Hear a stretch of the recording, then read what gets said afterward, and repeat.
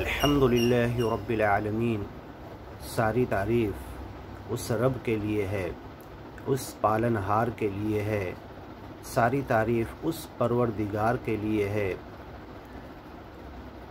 جو رب العالمین ہے، سارے جہانوں کا رب ہے۔ دنیا میں، کائنات میں، یونیورس میں جتنی چیزیں ہیں سب کو پال رہا ہے، سب کو پیدا کیا، سب کو چلا رہا ہے اور سب کو ایک دن نشٹ کر دے گا، ختم کر دے گا، قیامت لائے گا۔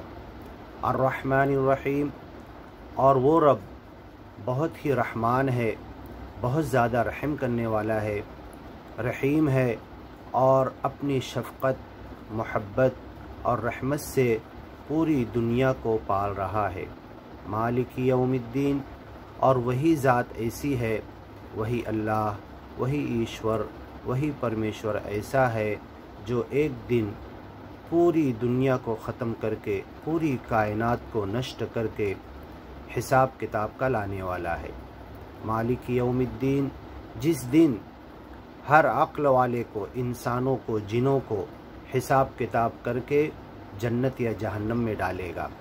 ایاک نعبد، جب معاملہ ایسا ہے، اے اللہ ایک دن تو سب کا حساب کتاب لے کر، سب کو جمع کر کے، سب کو کھڑا کر کے حشر کے میدان میں تو حساب کتاب لے گا، تو اے مالک ہم تجھ سے دعا کرتے ہیں، ایاک نعبد، ہم صرف اور صرف تیری عبادت کرتے ہیں۔ ایاک، وہ تو ہے، وہی ہے تو جس کی ہم عبادت کرتے ہیں۔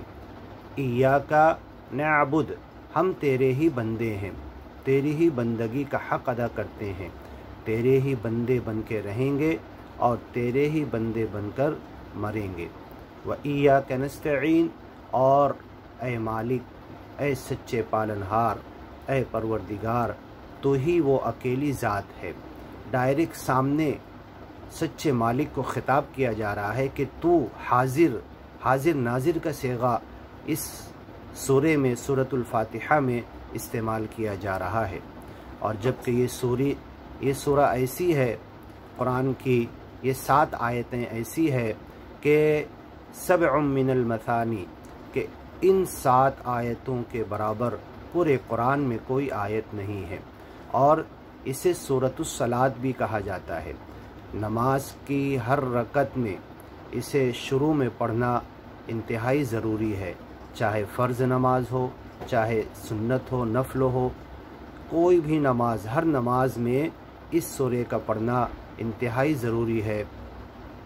اسی لیے اس کا نام سورۃ الصلاۃ بھی رکھا گیا ہے، یعنی نماز۔ اور نماز کیا ہے؟ سچے مالک کا نام اسمرن ہے۔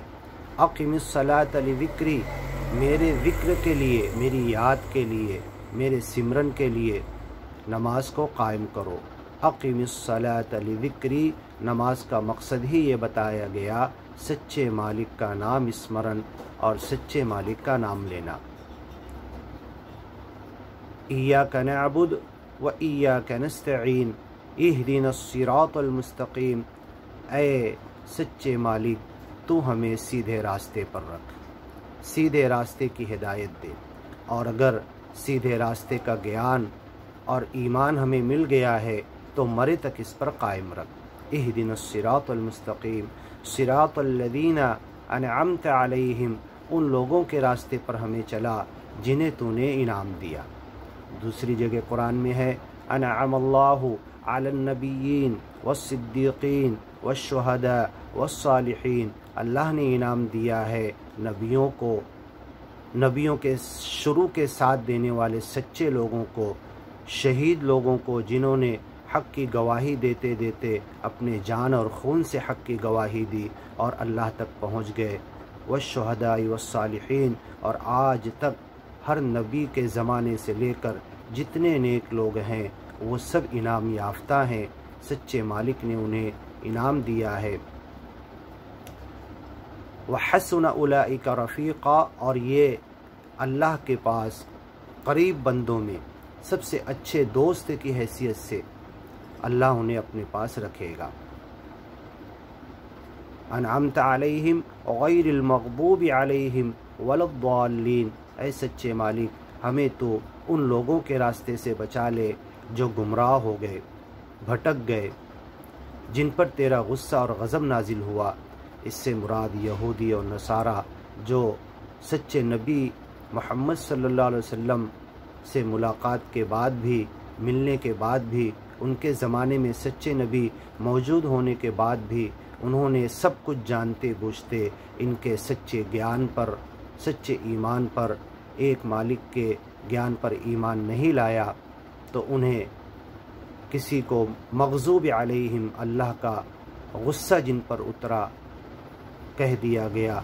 दुरिबत अलैहिमुद्दिल्लतु वल मस्कना, उनके ऊपर ज़िल्लत और मस्कनत मार दी गई। और किसी को कहा गया अद्दाल्लीन क़द ضلوا मिन क़ब्ल व अضلوا कसीरा व ضلوا अन सवाइस सबील, पहले खुद गुमराह हुए, फिर लोगों को गुमराह किए और लोगों को सीधे रास्ते से गुमराह किए। तो इस दुआ में जो सबसे बड़ी दुआ है, कुरान के शुरू में लिखी हुई है, और इस दुआ को अफजलुद दुआ भी बहुत सारी अहादीस में कहा गया है। तो हम यही दुआ करते हैं कि ए मालिक, ए अल्लाह, ए ईश्वर, ए परमेश्वर, हम तमाम इंसानों को सच्चे रास्ते पर चला, और जिन पर तेरा इनाम नाजिल हुआ उनके रास्ते पर चला, और जिन पर तेरा गुस्सा और गज़ब नाजिल हुआ, ए मालिक उनके रास्ते से तू हमें बचा ले। आमीन। ऐ मालिक इस दुआ को पूरा कर, इसको पूरा कर, इसको कबूल कर, ऐसा ही कर दे जैसा हमने कहा, इसको शर्फ़ कबूलियत बख्श। और ये जो हम तुझसे मांग रहे हैं, कहने वाला, बोलने वाला, सुनने वाला जितने आमीन कहेंगे सब दुआ में शामिल हो जाएंगे।